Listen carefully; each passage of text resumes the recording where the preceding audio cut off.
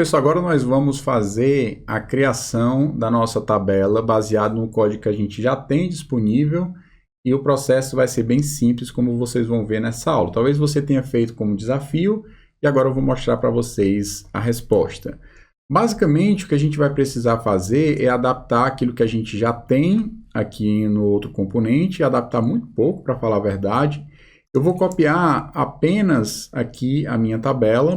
Posso copiar também essa div sem problema, a div envolvendo a tabela, só que eu não vou querer que tenha a paginação. Então, eu vou fazer o seguinte, eu vou copiar isso aqui para cá. Onde tem o L, eu vou tirar, vou apagar aqui o paginador e vou apagar as coisas relacionadas à ordenação. Então, onde tem aqui match sort, eu vou apagar. Onde tem match sort header, eu vou apagar. Aqui não vou precisar disso.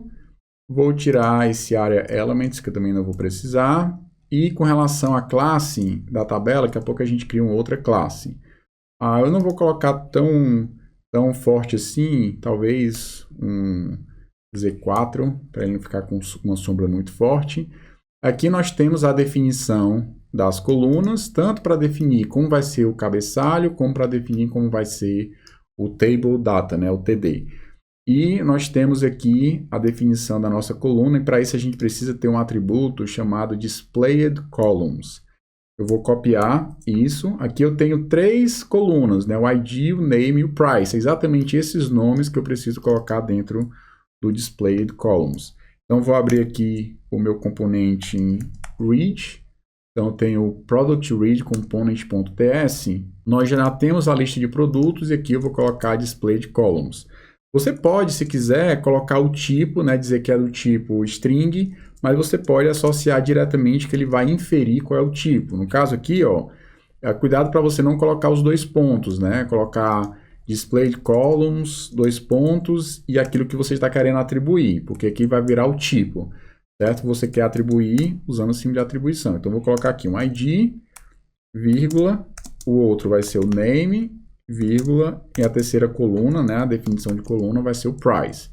Então, com o displayed columns, e a gente tem agora os produtos. Como é que eu vou agora vincular o produto como sendo o data source, ou seja, a origem de dados para a minha tabela? Muito simples, a gente vai usar o property binding. Aqui, ó, vou usar os colchetes, data source, dentro dos colchetes, né, ó, data source, recebe products. No que diz respeito aos dados, a gente está já com os dados corretos, né, ó, ID, name e price.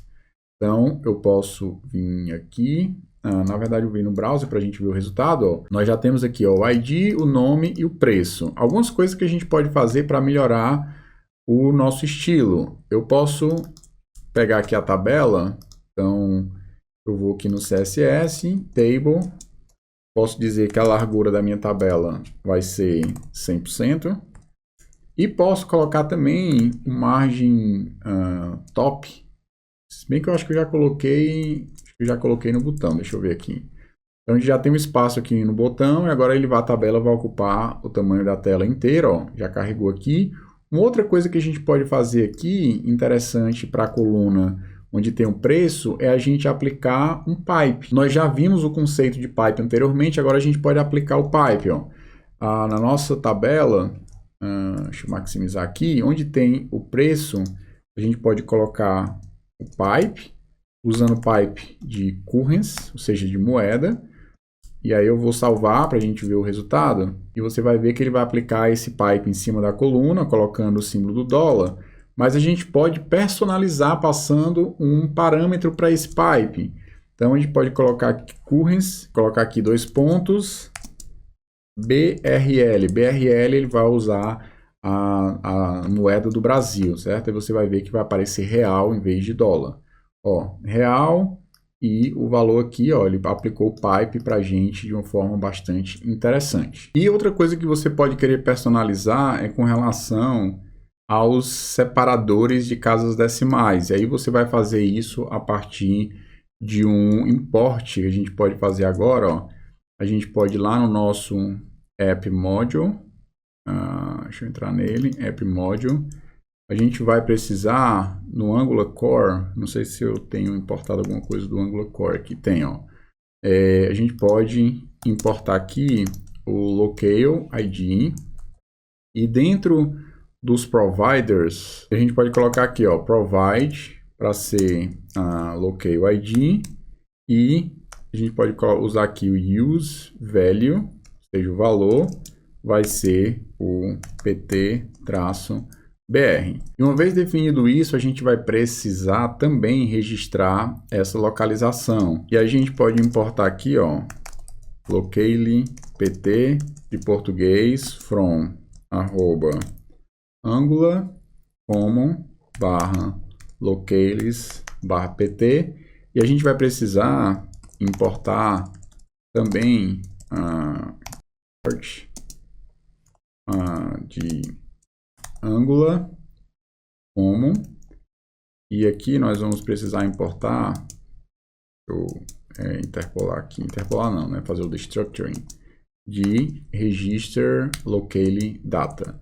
Então aqui a gente vai chamar o registro locale data, colocando locale pt em português, salvando, e já colocamos aqui para ele usar o ptbr e registramos essa localização de português, que faz com que na hora que ele exiba os dados, ele coloque 5,89, 12.000, né, usando ponto e tal. Então ele consegue exibir os dados de forma localizada. Então dá um certo trabalho, mas é um processo simples, né? A gente precisou importar aqui o registro locale data, pegamos a localização de português, colocamos o valor para CPTBR, usando aqui no provider, que a gente também importou lá em cima, né, ó, onde tem Angular Core, a gente colocou o locale ID, definiu para ele usar o PTBR, e aí automaticamente na hora que a gente for usar isso na tabela, ou seja, usar o pipe, ele já vai assumir os separadores em português, já que a gente está usando a localização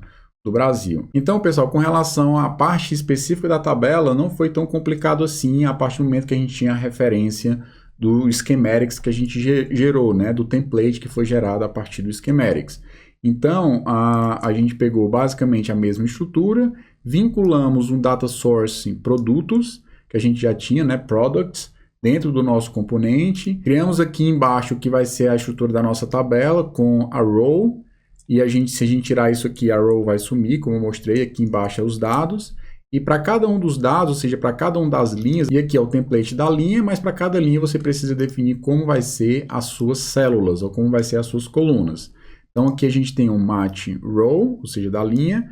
A gente tem a definição de todas as linhas do que diz respeito ao cabeçalho. E agora, uma vez que a gente tem todo o cabeçalho definido e quais são as linhas, como vai ser definidas as linhas, você tem que definir como vai ser cada uma das células da sua tabela. É exatamente o que a gente faz a partir do match column def. Então é isso, espero que tenha ficado claro. Esse componente é um componente um pouco mais enrolado, e ficou ainda mais enrolado pelo fato de eu ter mostrado para vocês uma versão um pouco mais complexa usando a geração automática dos schematics. Mas o mais importante é que isso é conhecimento, né? Você agora sabe que tem os schematics associados a alguns componentes do material, você sabe, você já viu como você ligar, por exemplo, a paginação dentro da tabela, você já viu como ligar a questão da ordenação, e aí fica para vocês, lá no final do curso, quando vocês terminarem um projeto, vocês evoluírem ainda mais a aplicação, colocando a questão da paginação e da questão da ordenação. Uma outra coisa que é importante, que vale só a pena mencionar muito rapidamente para vocês, é que a paginação que foi feita foi uma paginação que acontece no lado da aplicação front-end. Se você tiver 10.000 dados lá no back-end e você trouxer esses 10.000 dados para o front-end e paginar no front-end, não faz muita diferença, porque no final das contas você está trazendo todos os dados. Então a questão da paginação também envolve uma interação com o back-end. Lá no back-end a consulta precisa ser paginada. Se eu não estou enganado, posso até dar uma olhada aqui, eu acredito que o JSON Server ele suporta paginação, mas eu não sei de cabeça. Deixa eu ver aqui ao vivo. JSON Server Pagination. Acredito que ele suporte paginação, certo? Aqui na documentação dele, tá aqui um Command F, Paginate, ó. Ou seja, o back-end da nossa aplicação, ele suporta paginação. Se a gente usar aqui o Postman para testar, isso aqui seria um tema já de uma outra aula, você pode usar a nossa URL que a gente tem. Ó, deixa eu parar aqui o serviço rapidinho, limpar o console, executar. Deixa eu pegar aqui a URL, só para a gente testar a paginação. Ou seja, no nosso back-end já está funcionando com paginação. Aí você precisaria interagir com o front-end para que ele realmente passasse essas informações para o back-end. Vou fazer uma consulta. Ele trouxe aqui os dados que a gente tem cadastrados, que no caso aqui são 4 dados. E se a gente quiser, vou colocar aqui o page e o limit. Então, eu vou definir que eu vou querer a página 2 e o limite que eu tenho para trazer é um dado apenas, né? Só apenas uma informação. Se você colocar, ele vai trazer o que seria a segunda página, ou seja, o segundo elemento, e com o limite 1 ele trouxe apenas 1. Se eu pegar a terceira página, ele vai trazer o terceiro elemento. Se eu pegar a quarta página, ele vai trazer o quarto elemento. Ou seja, o meu back-end com o JSON Server já suporta a paginação. Ou seja, você tem que trazer os dados paginados desde o back-end. Não faz sentido trazer tudo para o front-end e só paginar no front-end, porque você acabou ocupando uma banda altíssima dependendo do tamanho da tabela. Mas nós não vamos falar de paginação e integrar, digamos assim, a paginação com essa paginação do back-end, mas é um assunto aí para ficar no seu radar, caso você queira evoluir a aplicação depois, dá uma pesquisada e tenta fazer com suas próprias pernas, digamos assim. Também é muito importante que você saiba se virar sozinho, não ficar apenas seguindo passo a passo, mas também ter a iniciativa de pesquisar e tentar implementar suas próprias versões, a sua própria aplicação. Aqui é uma base para que você conheça o Angular, conheça os principais recursos, dá a partir daí para que você possa construir suas próprias aplicações. Então fique por aqui, pessoal.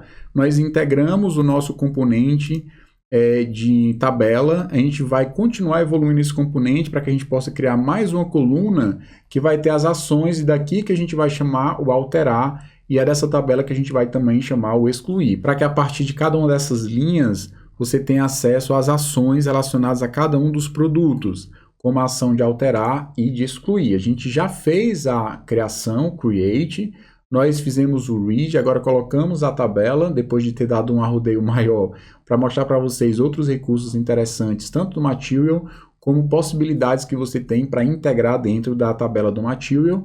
E nós vamos continuar ainda colocando as ações dentro da tabela e também implementando a parte de atualização e de exclusão para que a gente possa concluir a nossa aplicação de cadastro. Ainda faltando mais uma questão, que é a atualização do nosso header. O nosso header ele vai ficar alterando de acordo com aquilo que a gente for navegando. Se a gente for para o início, ele vai mostrar aqui em cima que a gente está na tela de início. Se for para produto, ele vai mostrar que nós estamos no componente de produto. Também é uma funcionalidade interessante até para você entender como funciona a troca de dados entre componentes do Angular. Fico por aqui e até a próxima aula.